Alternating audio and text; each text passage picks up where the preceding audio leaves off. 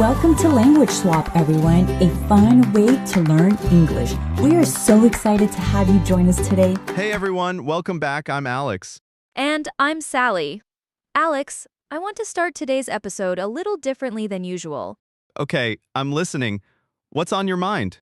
Long time ago, I had this presentation at work, and for about 3 days before it, I could not sleep properly. My mind kept racing at night thinking about everything that could go wrong. I would lie there running through every possible way it could fail. Oh, I know that feeling so well. That specific kind of nighttime spiral where your brain just will not turn off no matter how tired your body is. Exactly, and I realized something interesting while I was going through it. I actually did not have great English vocabulary to describe what I was feeling, even though I understand the concept perfectly in my own head and in my first language. That is such an important point, and honestly, it is true for a lot of people learning English. You can feel something very clearly but not have the words for it in a second language, and that gap can actually make the feeling worse because you cannot fully express it or even fully process it out loud. Exactly that. So today we are talking about anxiety and stress, real vocabulary for real feelings. Not clinical textbook language, but the way people actually talk about stress and anxiety in everyday English conversations with friends, family, and coworkers.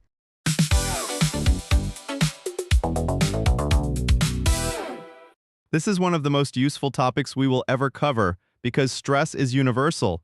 Every single person experiences it in every country and every language, and having the vocabulary for it does not just help you communicate with others, it genuinely helps you process what you're going through internally. We want to say clearly at the start, we are not therapists, and this episode is not medical advice of any kind. This is about language, vocabulary, and expression. If you are going through something heavy in your life right now, please talk to a professional or someone you deeply trust. That said, let's get into some incredibly useful and common vocabulary. Let's start with describing the feeling itself before we get into what causes it and what actually helps manage it. The most common and useful word here is overwhelmed. It means you have too much happening at once, too many tasks, too many emotions, too much information all at the same time, and it feels like more than you can realistically handle. I'm feeling really overwhelmed with everything on my plate right now. Everything on my plate is a great companion phrase there. It means everything you're responsible for or dealing with at a given moment. I have a lot on my plate this week. Very common way to describe a busy, stressful load without having to list every single thing individually. Stressed out, simple, direct, universally understood by everyone. I've been so stressed out about this deadline. You will hear this constantly in everyday English, in every context imaginable. School, work, family, relationships, everything. On edge, this means you're tense, easily startled, or irritable because of some underlying stress sitting beneath the surface. I've been a little on edge lately. Sorry if I snapped at you earlier. It describes that feeling where your nervous system is just slightly too alert all the time. I really like on edge because it captures something very specific, not full panic or crisis, but that low hum of tension sitting underneath everything you do throughout your day. Exactly. It is subtle but very real and very common. And burnt out. This is different from just being tired. Burnout is a deeper, more exhausted state that usually comes from prolonged stress, especially from work or caregiving responsibilities. I think I'm burnt out. I have zero energy for anything anymore, even things I used to enjoy. Burnout is such an important word because it is not the same as being sleepy. You can sleep 8 full hours and still feel completely burnt out the next day. It is more emotional and mental exhaustion than pure physical tiredness. I want to share something here because it really shaped how I understand this word. A couple years ago, I was working a job that had me completely burnt out, and I did not even realize it until a close friend pointed it out to me. I kept saying I'm just tired over and over, but she said, "Alex, I think this is more than tired. I think you're actually burnt out." And just hearing that specific word helped me finally understand what I was truly experiencing. That is such a powerful example of how having the right word can genuinely change your understanding of your own experience. Sometimes you need the language before you can even see your own situation clearly and name it correctly. Completely agree with that. Now, at my wit's end. This is a strong expression meaning you have run out of patience or ideas for handling a situation, and you feel like you have tried everything.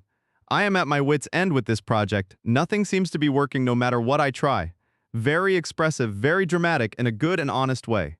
And spiraling or in a spiral, when your anxious thoughts keep getting worse and worse, feeding into each other in a way that feels almost impossible to stop on your own.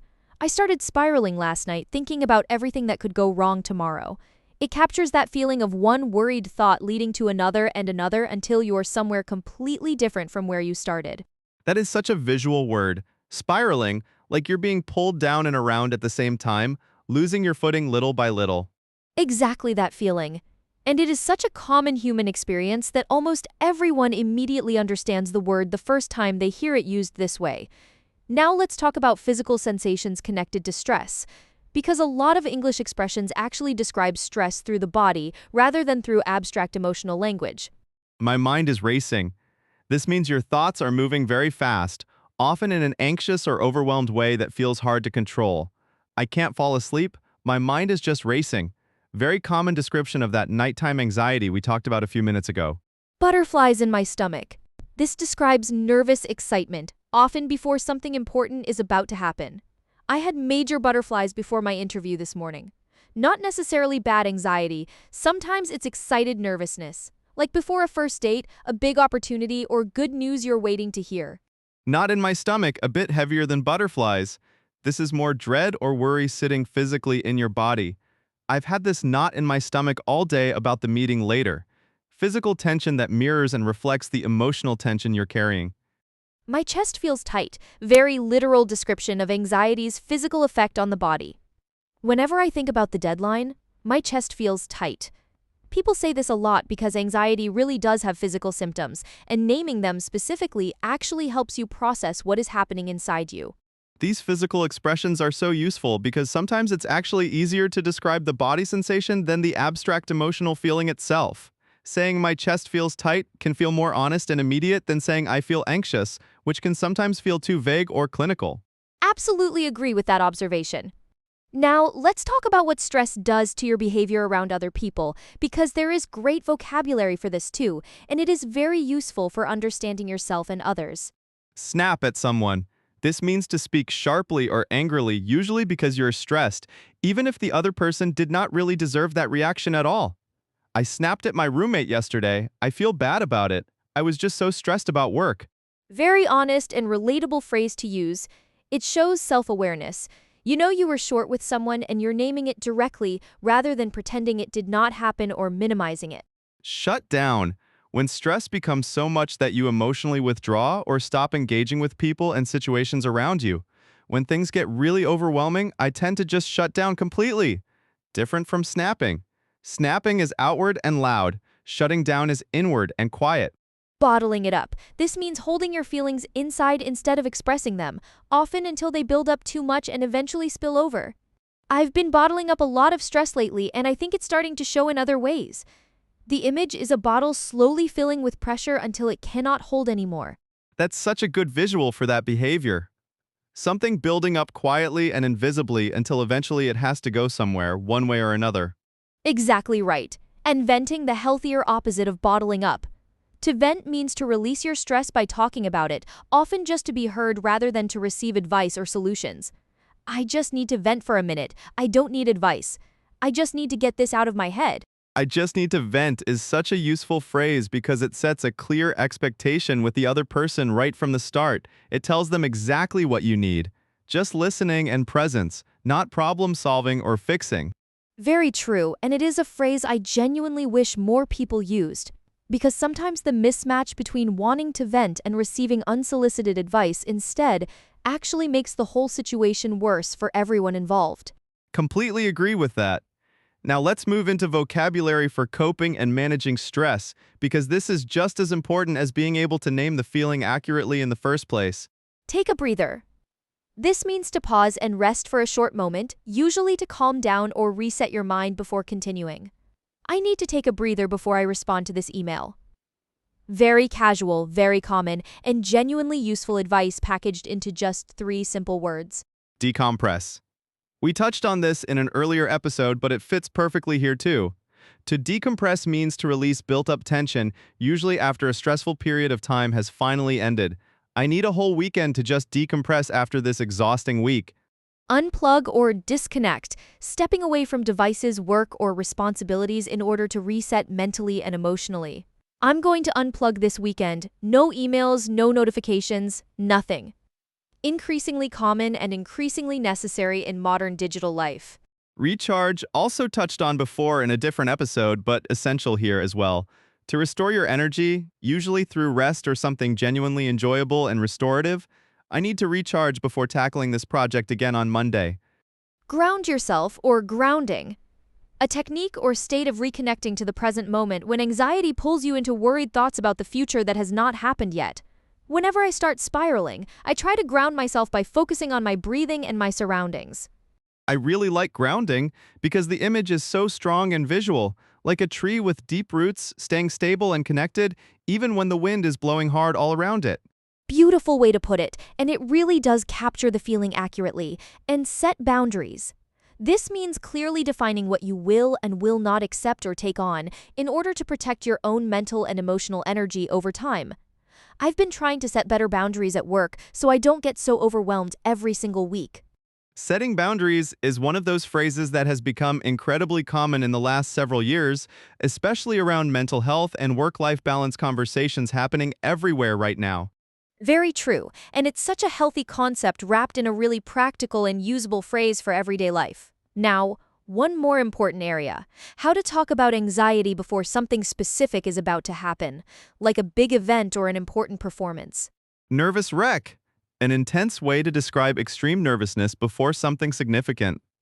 I was a complete nervous wreck before my presentation yesterday morning. Dramatic and expressive, very natural in casual conversation between friends. Psych myself up or pump myself up. This means to build your own confidence and motivation before something challenging or intimidating. I spent the morning trying to psych myself up for the interview this afternoon. Active, intentional preparation of your own mindset before a big moment. Second-guessing myself?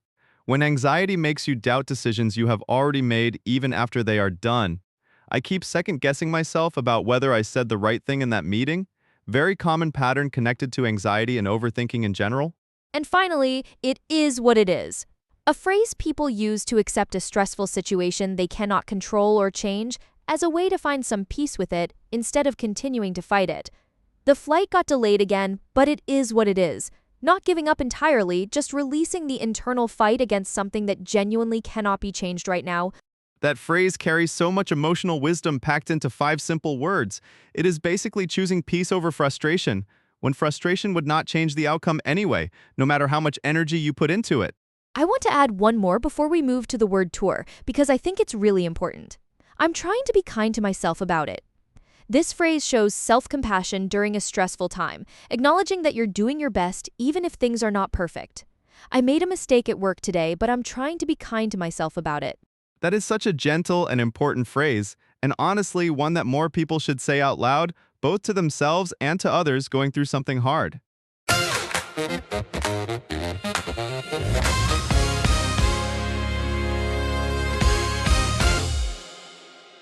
Okay, let's do our word tour for today, covering everything we talked about. Overwhelmed. Too much happening at once on my plate. Everything you're dealing with right now, all your responsibilities combined. Stressed out. Simple and universal, understood everywhere. On edge, tense, and easily irritated from underlying stress you might not even fully notice. Burnt out. Deep exhaustion from prolonged stress, different from just being physically tired. Spiraling. When anxious thoughts feed into each other and keep getting progressively worse. My mind is racing. Fast, anxious thoughts, often happening at night when you're trying to sleep. Butterflies in my stomach. Nervous excitement, often a good kind of nervous. Not in my stomach. Heavier dread or worry sitting physically in your body. My chest feels tight. Physical description of anxiety's effect on you. Snap at someone. Speak sharply because of built-up stress. Shut down. Emotionally withdraw under too much pressure. Bottling it up, holding feelings inside until they eventually build up too much. Venting. Releasing stress by talking, just to be heard and understood. Take a breather. Pause to calm yourself down. Decompress. Release built-up tension after a stressful period. Unplug. Step away from devices and daily responsibilities. Ground yourself. Reconnect to the calm of the present moment. Set boundaries. Protect your energy by clearly defining your limits with others. Nervous wreck. Intense nervousness before something important. Psych myself up. Build your own confidence and courage beforehand. second-guessing myself, doubting decisions you have already made and finalized. It is what it is. Accepting something you genuinely cannot control or change, and being kind to myself, practicing self-compassion during a genuinely hard moment. Your challenge for this week: the next time you feel stressed or anxious about something in your life, try to name it out loud using one of today's expressions. Not necessarily to fix it immediately, just to name it clearly and honestly in English. Naming a feeling accurately is genuinely one of the very first steps to managing it well. And now you have real, natural vocabulary in English to do exactly that with confidence. And remember what we said at the very beginning of this episode? This content is about language and expression, not professional medical or psychological advice of any kind. If you're dealing with something heavy in your life right now, please reach out to someone you deeply trust or a professional who can genuinely help you through it. If today's episode helped you in any way, it would mean a lot to us if you shared it with someone who might need this vocabulary too. And if you have not already subscribed, it genuinely helps us keep creating episodes just like this one for you and for everyone else listening. Thanks so much for listening today, everyone, and please be gentle with yourselves this coming week, whatever it brings your way. See you in the next episode. Take care of yourselves out there.